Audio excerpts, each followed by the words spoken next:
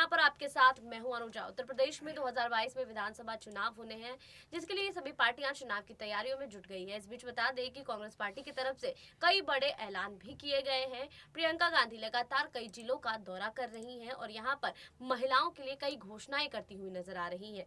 इस बीच राहुल गांधी भी अब उत्तर प्रदेश में कई जगहों पर रैली करते हुए नजर आएंगे। जी हाँ, सूत्रों के हवाले से ये खबर जरूर सामने आ रही है कि राहुल गांधी अमेठी में दौरे कर सकते हैं। 17 दिसंबर को राहुल गांधी अमेठी पहुंचेंगे और यहाँ की धरती से जनता को संबोधित करते हुए नजर आएंगे और यहाँ पर कई बड़े ऐलान भी करते हुए नजर आएंगे। और राहुल गांधी के साथ कांग्रेस महासचिव प्रियंका गांधी भी अमेठी में जनता को संबोधित करती हुई नजर आएंगी। इन्हीं तमाम मुद्दों पर हमारे साथ विशेष बातचीत करने के लिए हमारी गेस्ट पैनलिस्ट नेहा हमारे साथ जुड़ रही हैं।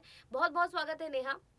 लगातार हम यूपी चुनाव को लेकर बात करते रहे हैं और अब जो है वो ये खबर सामने आ रही है कि राहुल गांधी अमेठी जाएंगे और यहाँ पर प्रियंका गांधी भी उनके साथ नजर आएंगी। यूं तो अगर प्रियंका गांधी की बात करें तो प्रियंका गांधी लगातार अकेले ही कई जिलों का दौरा कर चुकी हैं, कई बड़े ऐलान कर चुकी हैं, लेकिन अब प्रियंका गांधी राहुल गांधी के साथ नजर आएंगी तो इससे जनता पर क्या असर पड़ेगा, इसका कांग्रेस पार्टी पर क्या असर पड़ेगा? देखिए अनुजा, अभी तक तो प्रियंका गांधी उत्तर प्रदेश में अपने काम को कर रही थी, मतलब कि उत्तर प्रदेश की जनता के समर्थन में पूरी तरीके से उतरी हुई थी अभी तक प्रियंका गांधी। लेकिन अब जैसे कि आपने बताया कि अब उनके साथ राहुल गांधी भी उत्तर प्रदेश जाने वाले हैं, जो कि अमेठी का दौरा करने के लिए निकलने वाले हैं। तो उत्तर प्रदेश की जनता के लिए वो किस हद तक काम कर सकते हैं, देखिए ये तो उनके जाने के बाद ही पता चलेगा। लेकिन अभी तक जो कयास लगाए जा रहे हैं वो ये लगाए जा रहे हैं कि दोनों लोग उत्तर प्रदेश में उतर कर किस हद तक काम करेंगे, क्योंकि अभी जो सारा काम है वो प्रियंका गांधी ने संभाला हुआ था और अब उनके साथ राहुल गांधी भी साथ देते हुए नजर आएंगे। तो दोनों लोग मिलकर कांग्रेस के लिए इतना बड़ा काम करने जा रहे हैं।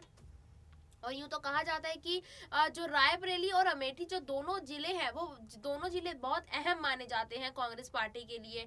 तो इसीलिए दोनों जिलों की जो दौरा करने की बात हो रही है।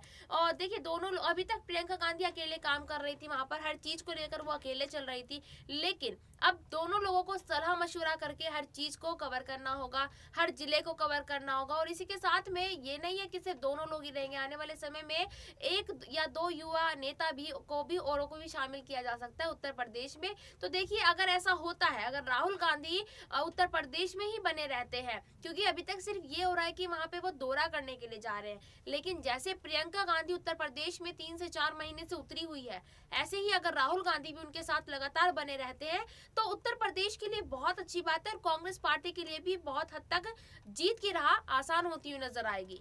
देखिए यहाँ पर हम लगातार बात करते रहे हैं चुनाव को लेकर। अगले साल 5 राज्यों में विधानसभा के चुनाव होने हैं और जिसके लिए पूरी दमखम के साथ सभी पार्टियां तैयारियों में जुटी हुई हैं।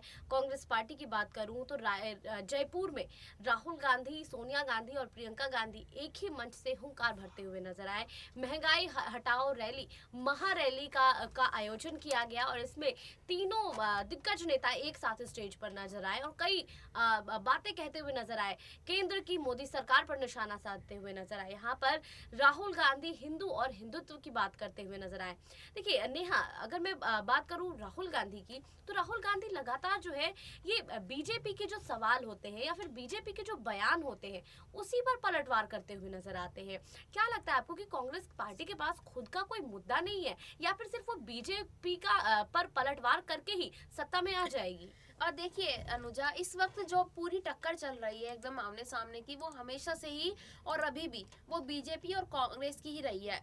दोनों पार्टी नेशनल लेवल की पार्टी हैं, दोनों पार्टियों में जो टक्कर होती है बिल्कुल बराबर की होती है। तो इसीलिए राहुल गांधी सिर्फ मोदी सरकार कह लीजिए या फिर यूँ कह लीजिए कि भाजपा के लिए ही हमेशा टक्कर का जो कहते हैं कि एक दूसरे के ऊपर तंज कसते हुए नजर आते हैं।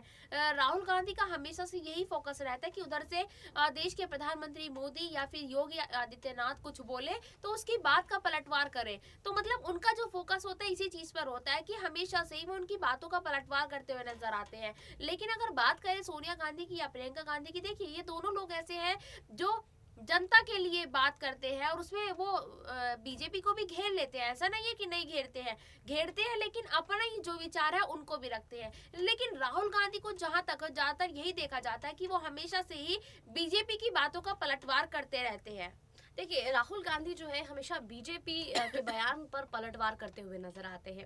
हालांकि बता दूं कि अमेठी में 17 दिसंबर को चुनावी सभा का आयोजन किया जाएगा कांग्रेस पार्टी की तरफ से। इसके लिए कार्यकर्ताओं को अपने अपने लेवल के काम भी दिए गए हैं और यहाँ पर कह सकते हैं कि लाखों की भीड़ उमड़ सकती है। इससे पहले मुरादाबाद में प्रियंका गांधी ने जनसभा को संबोधित किया था।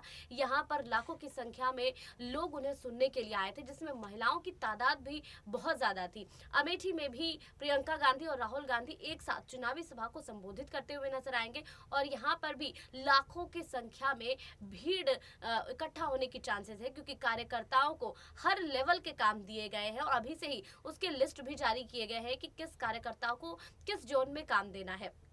देखिए, इससे पहले जो है हम लगातार बात करते रहे कि राहुल गांधी जो है वो बीजेपी पर निशाना साधते हुए नजर आते हैं, लेकिन इस बीच मैं नेहा आपसे ये जानना चाहती हूँ कि राहुल गांधी और प्रियंका गांधी की रणनीति में क्या अंतर है और कांग्रेस पार्टी को इससे क्या फायदा मिलेगा राहुल गांधी से और प्रियंका गांधी से।